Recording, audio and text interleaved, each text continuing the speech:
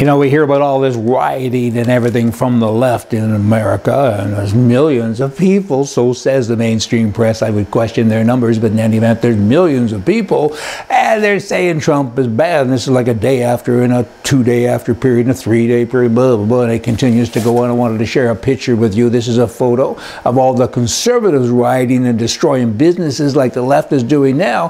This is a photo of the conservatives during and after Obama's inauguration. We're kind of accepting, aren't we? You gotta kind of accept it. You can just go home and weep and you know, yell at your wife and swear at your dog, I guess, but there's not much else you can do except try to rebuild your energy and everything and get it done 4 years from now. Whereas these guys, they won't accept it. These guys, of course, being liberal whacks. What's wrong with these people? President Trump now has returned to bust a former British Prime Minister, Winston Churchill, to the Oval Office, which had been removed by his predecessor in 2009. I mean, if it wasn't for Winston Churchill, we'd all be speaking German. And I mean, come on. What's his name? The old commie guy. He came in and he took him out and he put another one there, and I think it was of, who was it? Martin Luther King. That's who it was. And Trump then took Martin Luther King's bust and put it in another place and brought the Churchill one back. The mainstream press then came along and said, hey, you're a racist. They always do that. You're a racist because you took Martin Luther King's out and you put it in storage. Trump said, but I didn't. You bad rascals, I didn't. It's over there. And Churchill's back over here where he belongs. These people, and they got to live with themselves. Recently, I took the online test. It says online, are you right, are you left, blah, blah, blah.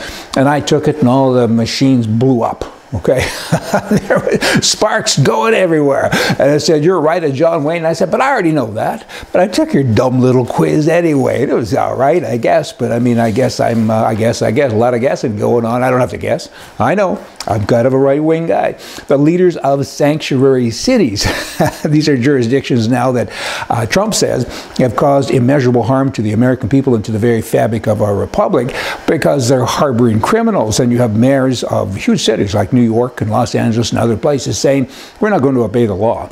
And we don't care about the law. That's just for all you little peon kind of guys. I mean, we're above that, and we want immigrants here. And there's over 300 cities, apparently, and universities that's mixed into that number that is saying that we're not going to listen to the law and we're going to continue to support, with taxpayer money, of course. They don't use their own money. That's always interesting. And these illegal people, they don't live in their houses.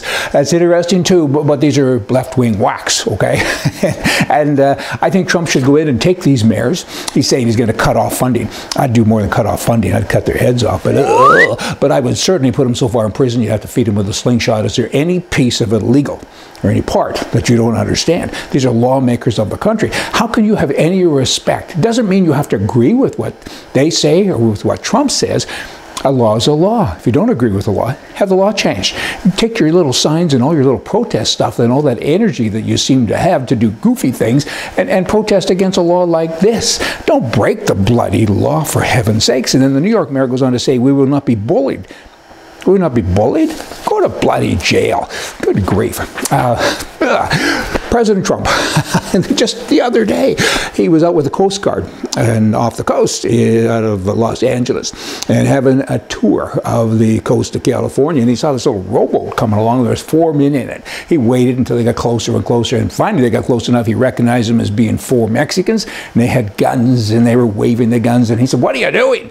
We're going to take over America. And he laughed and he laughed. The president got a kick out of that. He said, there's only 4 of you. How, you're going to take over America? He said, oh, no, no, no. We're the last of it. The other 12 million are already there.